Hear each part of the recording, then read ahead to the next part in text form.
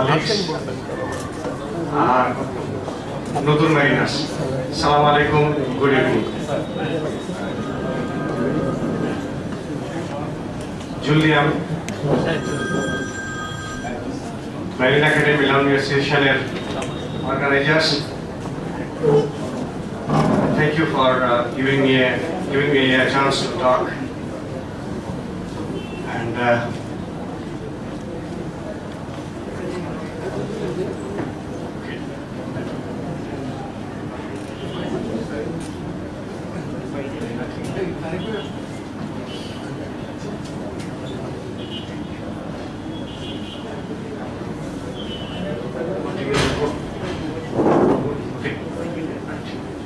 sir, এখানে একটা agenda ছিল বোধহয় replacement of carriers. So let me talk on that only. ক্যারিয়ারের সমস্যাটা কয়েক বছর থেকে এবং এর ভিতরে অনেকগুলো সলিউশন চাওয়া হয়েছে। সেটার ভিতরে ছিল যে ইনটেক কমানো। তো আমার মনে হয় এখনো এটা কোনো সমস্যা না।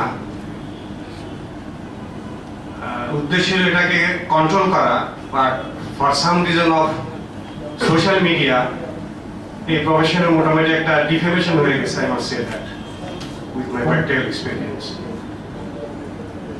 তো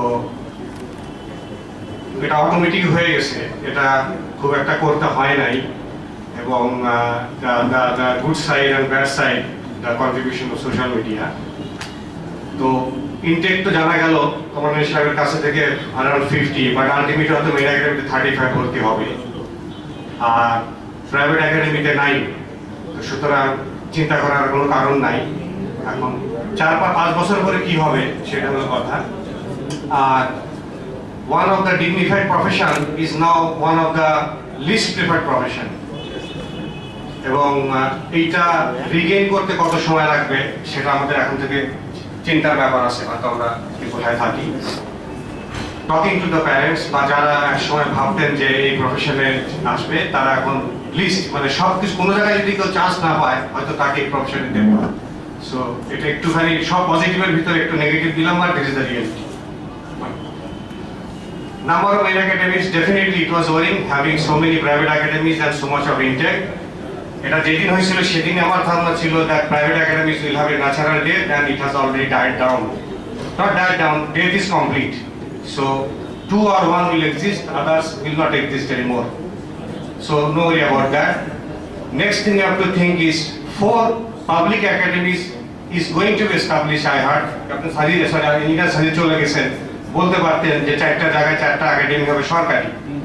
এগুলোর কি হবে এবং এগুলো কি করা যায়?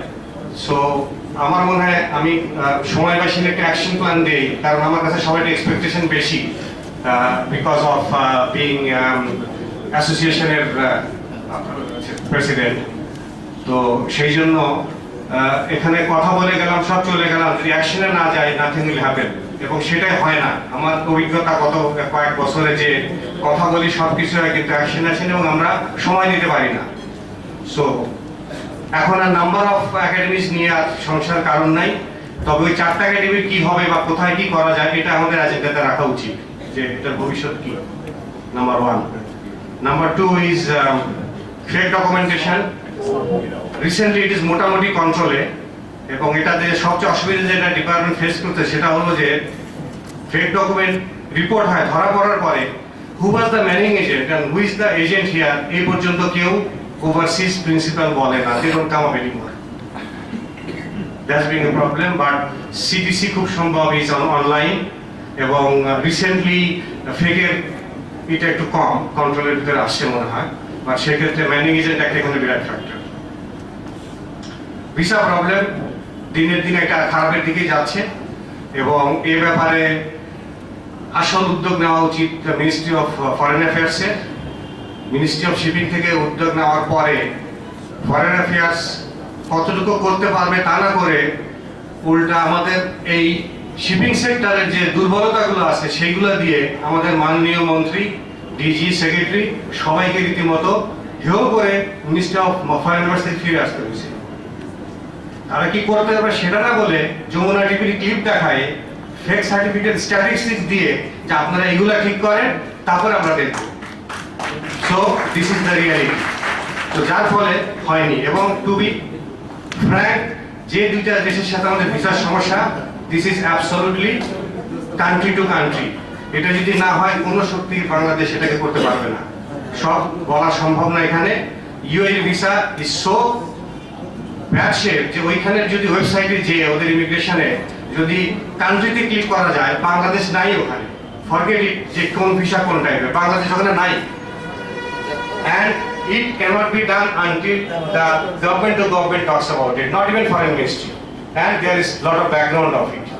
So এটা নিয়ে কোন ক্ষেত্রে কাজ করতে হবে, I think only Prime Minister can do it. And if we can approach, যদি বলতে পারি বা হয় সেটা হবে, তাছাড়া হবে না। And if you are prepared for that. না না, ওটা স্যার, ওটা সৌদি ভিসা, ওমরা ভিসা। ফাইন। তো এখন আমার কথা হলো যে আমরা তো সিফিয়াররা তো এখানে থাকতে যাচ্ছি না, খেতে যাচ্ছি না, হলিডেতে যাচ্ছি না।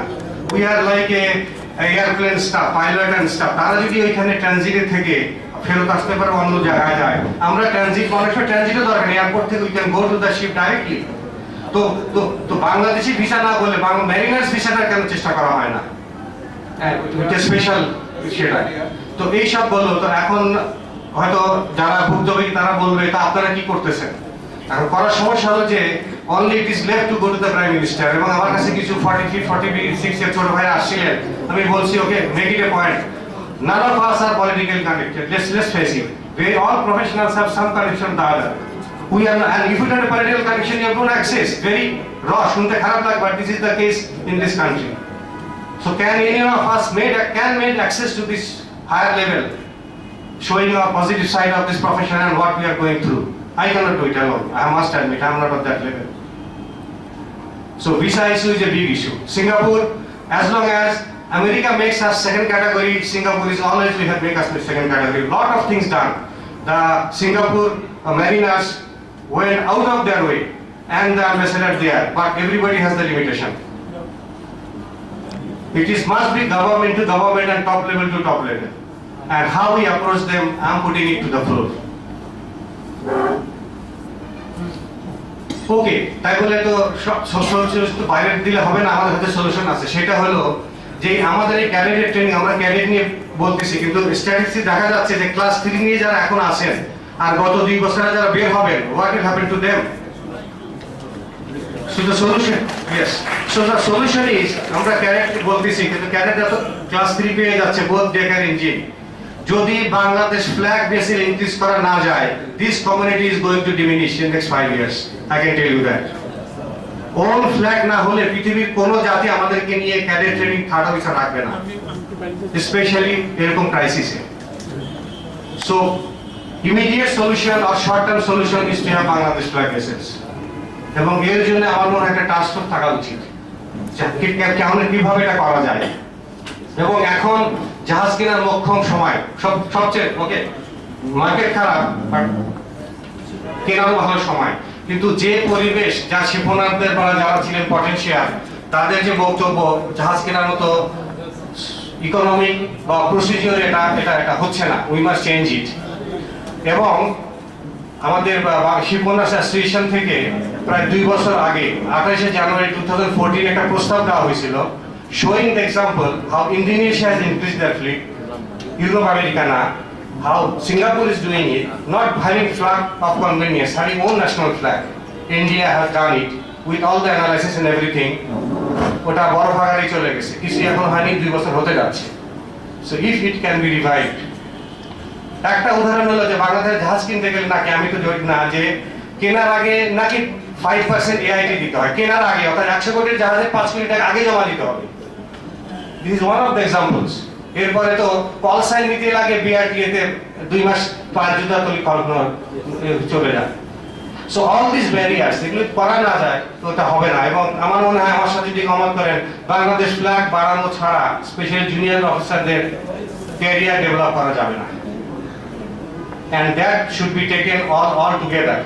আমি রিসেন্টলি আজন্দিজুর সাথে কথা হয়েছে, দেখা করছি, কিন্তু উনি বলছেন চেষ্টা করবেন আগে যেতে হবে, কিন্তু মেকানিজম বা সরকারি যে এরিয়া আছে, এখানেই তো অ্যাক্সেস করতে হবে, তাদেরকে বুঝাতে হবে। তো সেজন্য we must have a senior junior যারা আছে, এটা commodity to increase the number of ships, otherwise long term short টার্মে আমরা রাখতে পারবো না। সেকেন্ড থিং, আরেকটা সলিউশন পার্শিয়াল, কিছুটা আসছিল প্রশ্ন যে ইউনিভার্সিটিতে post graduation under graduate course করে যারা জুনিয়র অফিসার আছে তারা যদি অ্যাটলিস্ট ডাইভার্সিফাইড যেতে পারে বা প্রফেশনাল বিভিন্ন ব্রাঞ্চে যেতে পারে, এবং দুই একজন আমি জানি মাইডা ইউনিভার্সিটিতে জয়েনও করছে, ফিলিং ডিসার্টেন্ট, তাদেরকে সাহস দিয়ে রাখছি, কথা হয়, ডাকা হয়। তো এটা আর একটা উপায়, এবং এই জন্য আমাদের ম্যারিটাইম ইউনিভার্সিটির সাথে ভালোভাবে বসা উচিত এবং অল্টারনেটিভ বের করা উচিত। It's a national university, it can give a solution. দরকার হলে পড়াশোনা বেশি করুক। ইন্ডিয়ান ম্যারিটাইম ইউনিভার্সিটি যদি সি ফেয়ার না হয়ে তারা হতে পারে graduate, under graduate, why not we? তো এই আর একটা সলিউশন পার্শিয়াল। তো এই কয়টা ইস্যুকে নিয়ে যদি আমরা না আগাই, যত যাই বলি, যেটা বললাম আর কি, we going to diminish this from this profession. তো কথা বাড়াবো না, এটাই আর কি। তো এইগুলো সমস্যা থাকবে। সো আমার মনে হয় কথা বললেই বলা হয়, কিন্তু অ্যাকশন প্ল্যান কোথায়? সো এখান থেকে যদি জামার জিএমএ এর স্পন্সরে যদি একটা এরকম একটা অ্যাকশন কমিটি সর্বস্তরে যদি কানেকশন ভালো করা হয়, আমার মনে হয় এটা অ্যাকশনে না গেলে কথা বলে কোনো কাজ হবে না। আচ্ছা, আর আমার তরফ থেকে একটা ওই অ্যাসোসিয়েশনের একটা ইজিএম আছে, এবং সেটা বিশেষ করে আমার জুনিয়র অফিসারদের জন্যই, কারণ এটার মেম্বারশিপ হওয়াটা খুব ডিফিকাল্ট করে রাখা হয়েছে, লাইফ মেম্বার হইতে হয় হেন কেন। তো ইজিএম এর এজেন্ডাই হলো 26 তারিখে যেটা হোটেল আগ্রাবাদে আছে, if you can please come, যে অল্প ফি নিয়ে কিভাবে তোমাদেরকে মেম্বার করা যায়। And BOMA being now ITF affiliate, many ways it can help, I can tell you that. So এইটার জন্যই এই যে EGM external general meeting to fix the low level subscription fee for junior officers. যেমন আজকে এই যে নাইজেরিয়ার একটা ঘটনা, যদি তারা আমার এর মেম্বার হয়ে থাকে বা করতে হবে, definitely ITF is going to take action, because this a flag of convenience, Panama flag. So সেই জন্য আমি চাই জুনিয়র অফিসার যারা আসো তারা টু পার্টিসিপেট, দাওয়াত থাকলো টু বি দেয়ার 26 শনিবারের বিকালে with dinner, and also there's a mariners get together, plus all my senior mariners are all invited. There's another get together in Chittagong, if you can do, please be there.